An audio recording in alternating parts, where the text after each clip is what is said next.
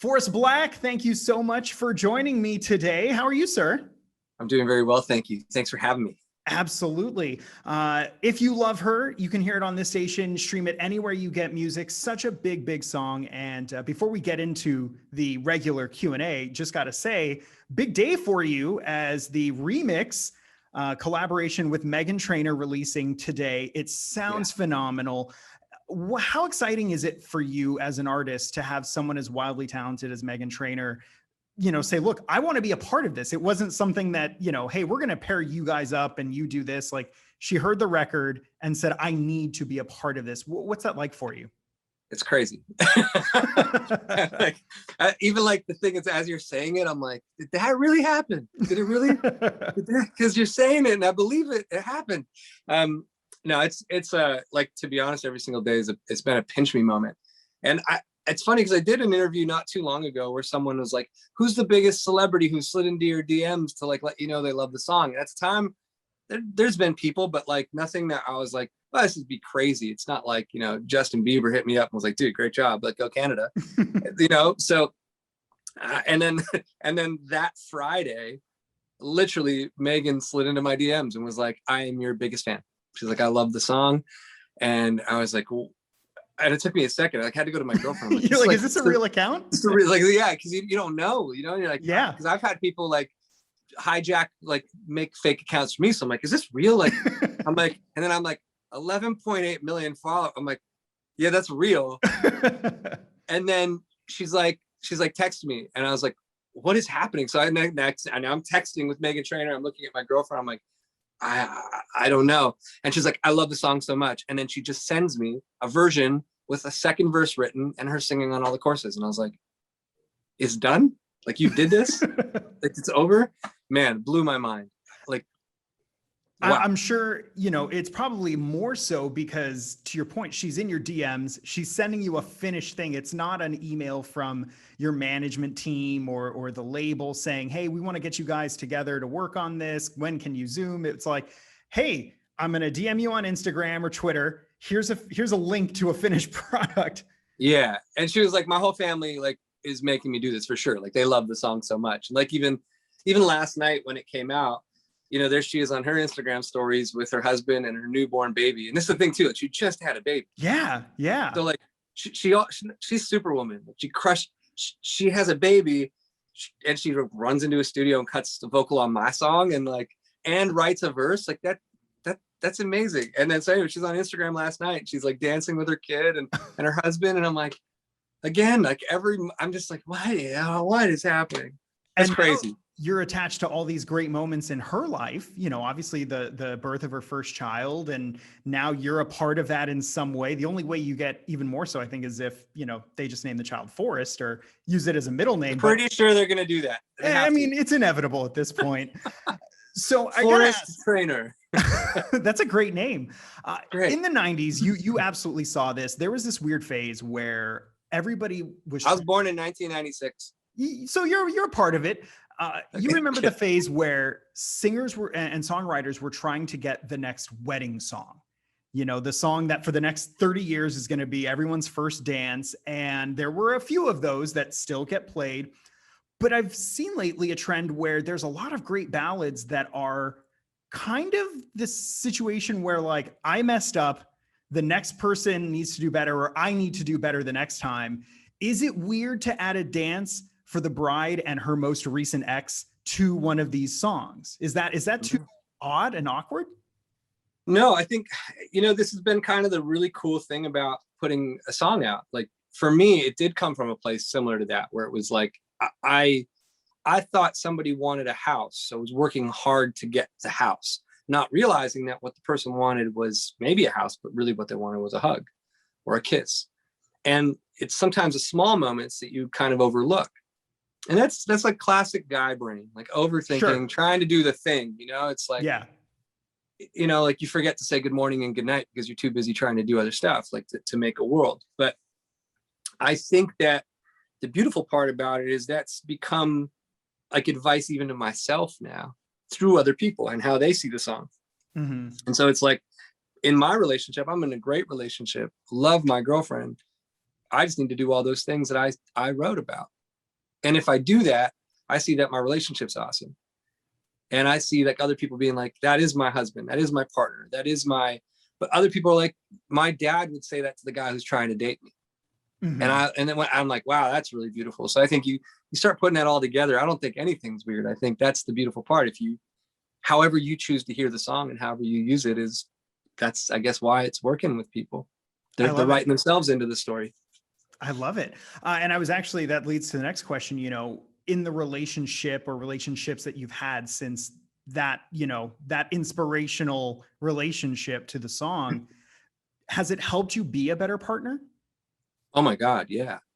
I think, well, without a doubt, you know, like, I think every time you fail at something, it's not because you went into it going, I hope I fail. Like, you never ask somebody to date you going, I hope it just train wrecks one day. Yeah.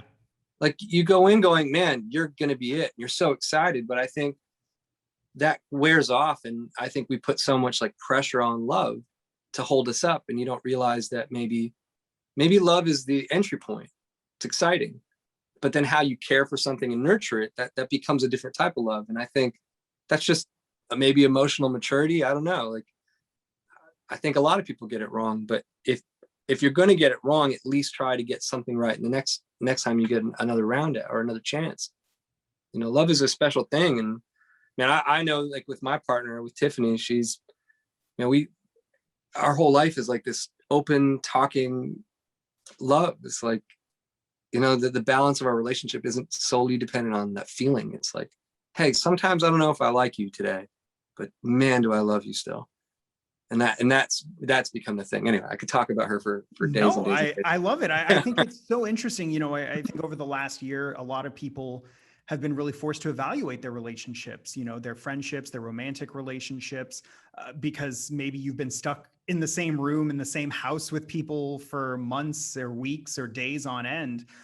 And I think sometimes you're right. We lose sight of the small little gestures because we're so worried about the big things. Yeah. It's just, it's so amazing to hear that. And you state it so well. You've got some dates already lined up to perform. Speaking of getting out of the house, looking later in the summer, how excited are you to get out and connect with your, you know, your fans and people, not just through DMs like Meghan Trainor, but maybe you actually see Meghan Trainor in person and get to give her a hug and, you know, all these other things. How excited are you? I'm beyond excited. I feel like I was supposed to tour at the Goo Goo Dolls last year, and you know, COVID came and just kind of wiped out all that. And that was a dream come true moment where I was going to be able to play, excuse me, like play Red Rocks again and the Greek and everything in between, and even go home. I was going to play in Toronto, and you know, I'm from Montreal originally, but I was going to be able to play in Canada and Toronto, and I had a lot of people coming to see that show.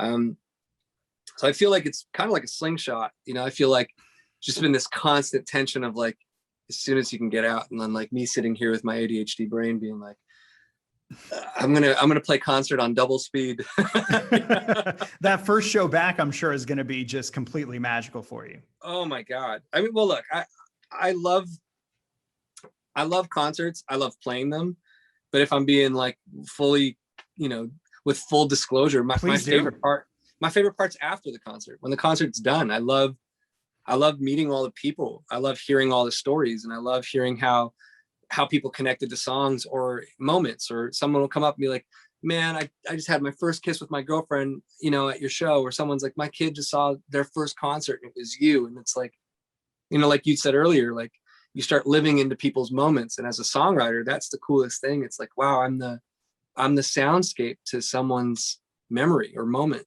And to hear it is like, it's so incredible.